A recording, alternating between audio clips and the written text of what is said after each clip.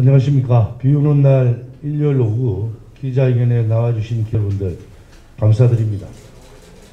MB 정권 시절 국정원의 민간인 사찰에서 시작된 박형준 후보의 모르쇠 시리즈가 이제는 백과사전급으로 늘어났습니다.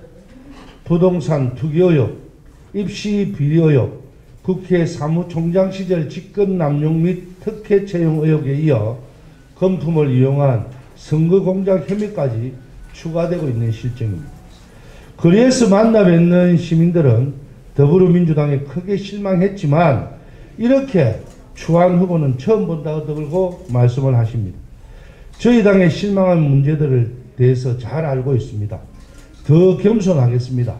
더 듣겠습니다. 하지만 정직하지 못한 부산시장을 뽑는다면 부산시정에 대한 시민들의 신뢰는 크게 후퇴할 수밖에 없습니다.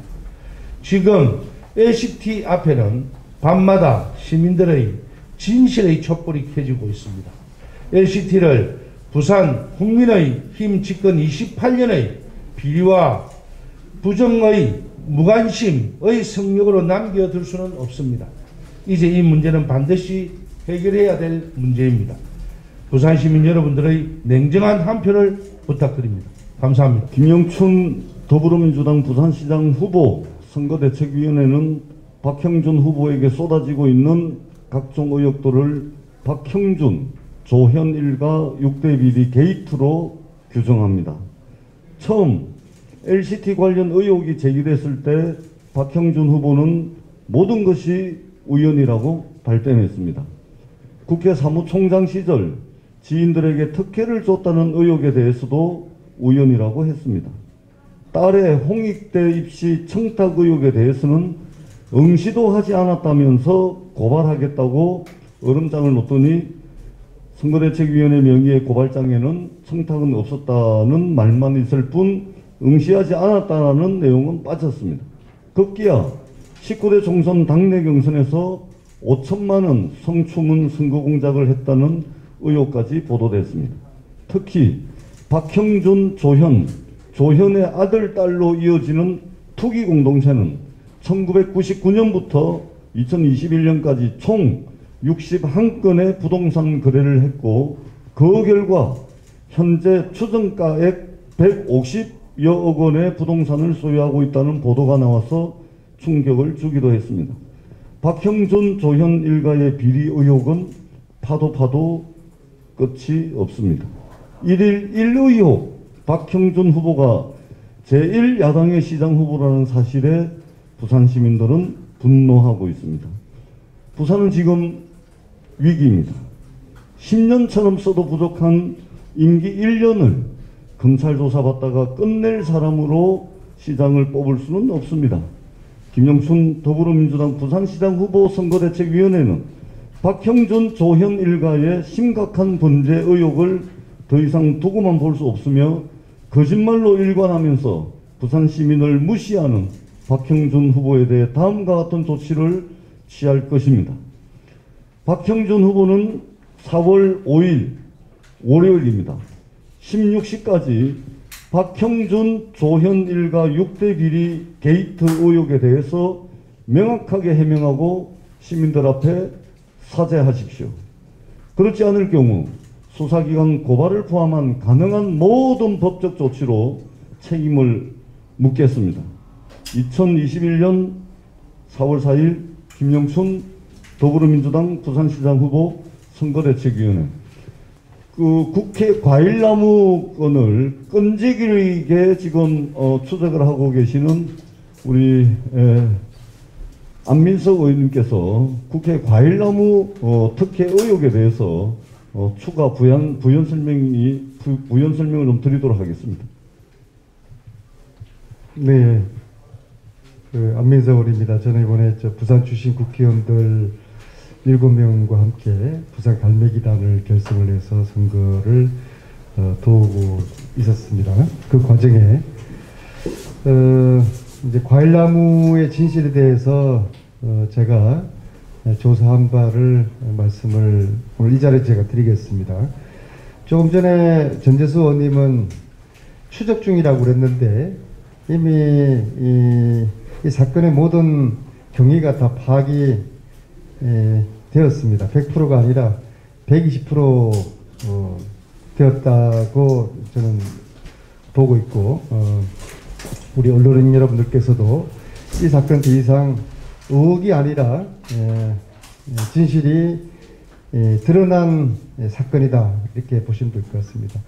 박형준 후보자는 지난주 목요일 후보자 토론에서 본인은 과일나무에 관여한 바가 없다고 분명히 말을 했습니다. 이것은 명백히 허위 답변입니다.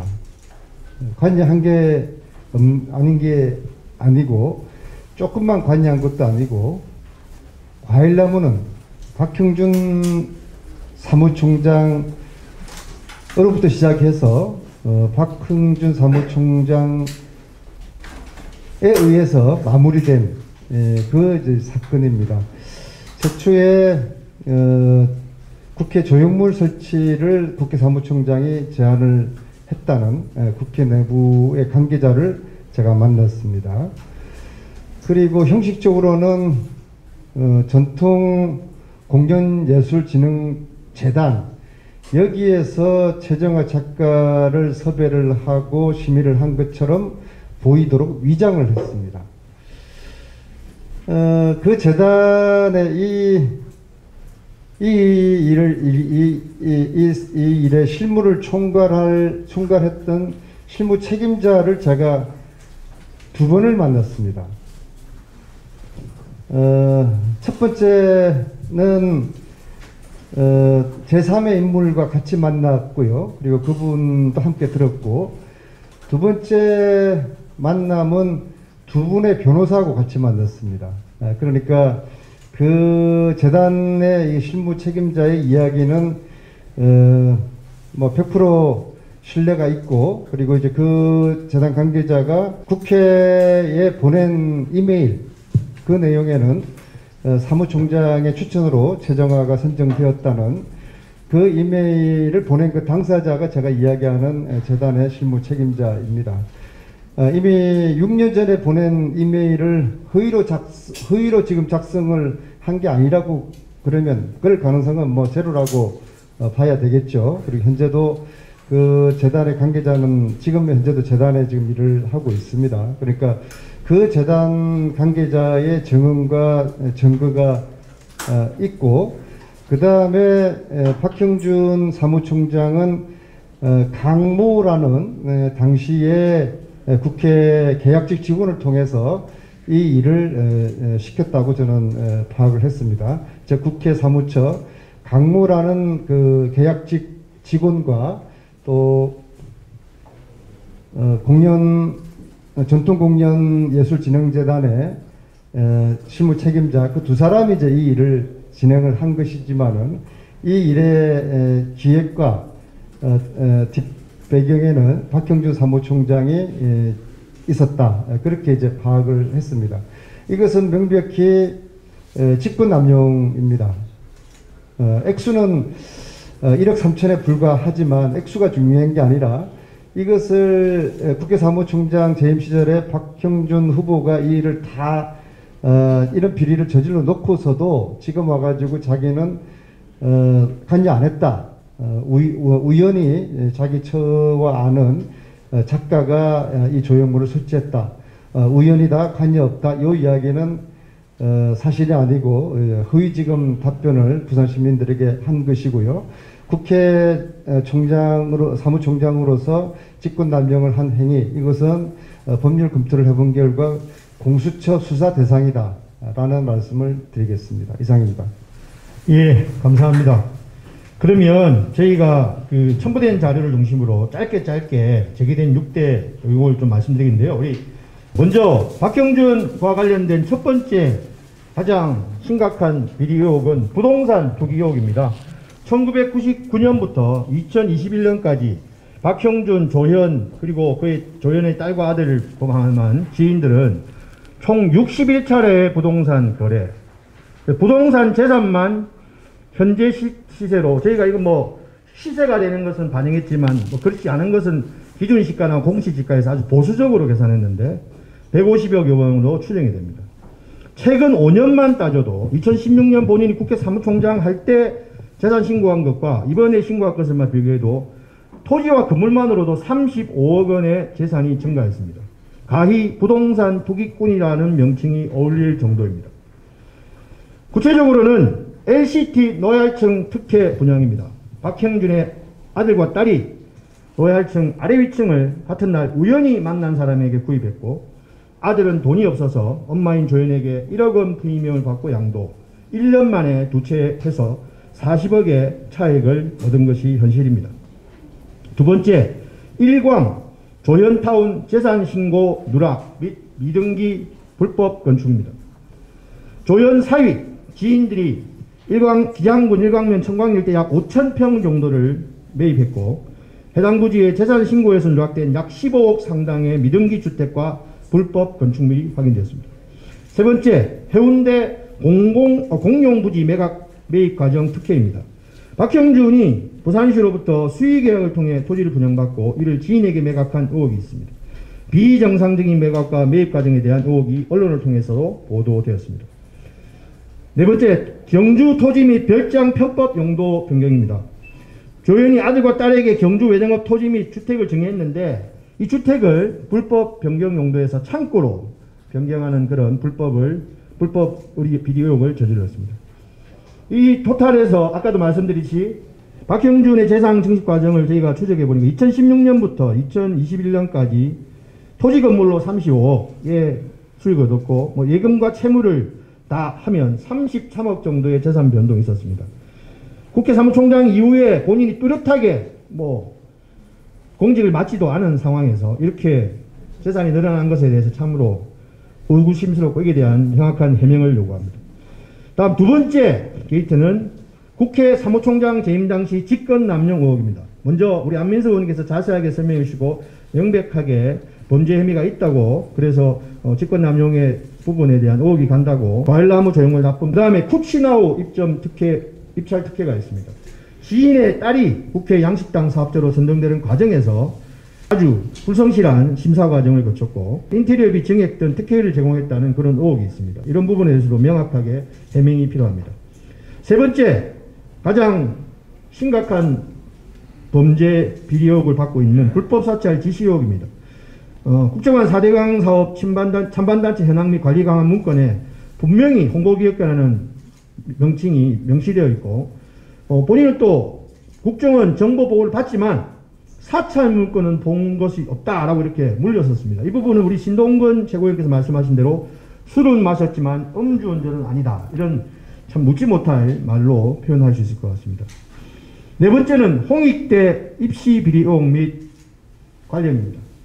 이 부분은 누차 얘기했습니다. 전화 한 통하면 확인 가능합니다. 홍익대에서도 준비되어 있다는 입장입니다. 그런데 아무런 액션을 취하지 않았습니다. 홍익대 김성현 전 교수가 아주 구체적으로 그날 그 현장에서 어떤 일이 있었는 것을 아주 구체적으로 증언했는데도 불구하고 지속적으로 처음에는 응시한 적 없다, 요강 알아보러 간 적은 있다, 헷갈린다, 그리고 마지막에는 청탁은 없었다, 이렇게 말을 계속 바꿔왔습니다.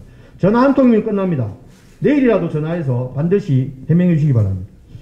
그리고 참으로 안타까운 5천만 원 성추문 선거 공작 의혹입니다.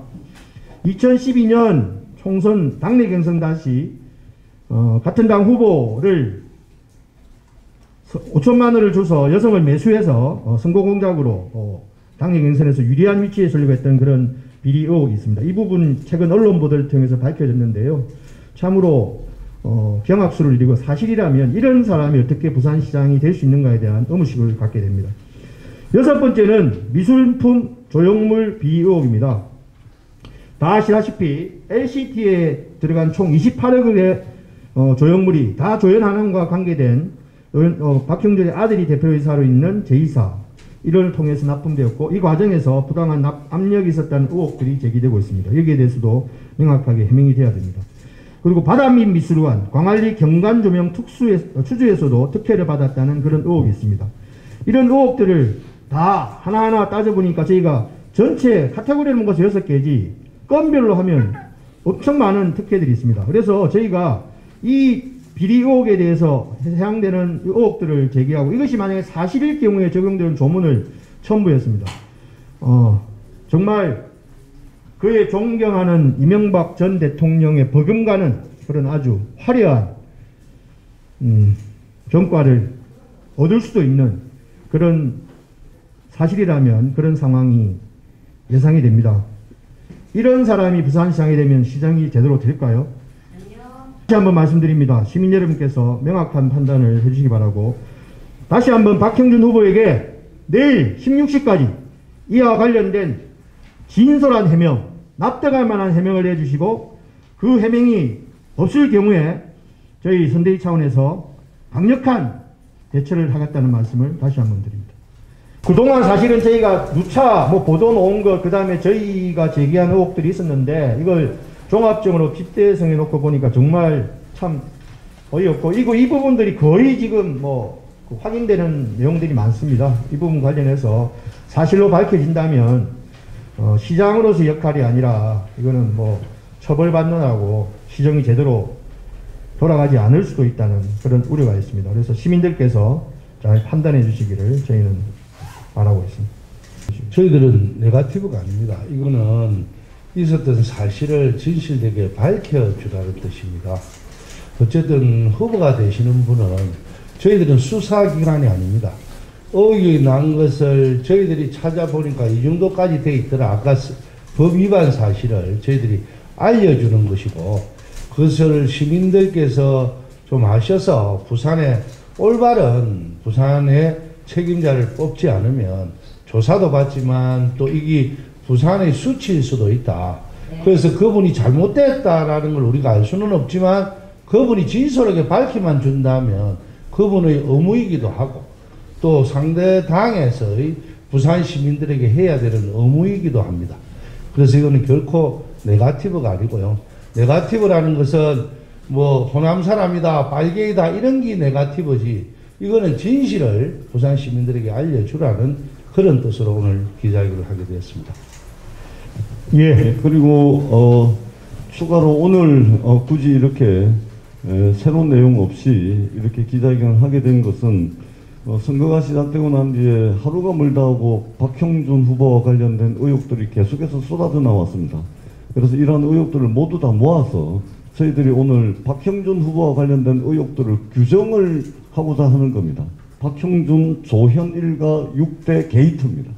이것은 선거 결과가 어떻게 되든 간에 이 게이트에 대한 확실한 물을 것이고, 그리고 필요하다면은 철저한 수사가 뒷받침돼서 선거가 끝나고 난 뒤에도 이 부분은 시민들에게 또는 수사기관을 통해서 사실관계가 숨김없이 다 공개되고 드러나야 된다, 이런 취지에서 오늘 기자회견을 했다는 말씀을 드리겠습니다. 이상으로 기자회견을 마치도록 합니다. 감사합니다.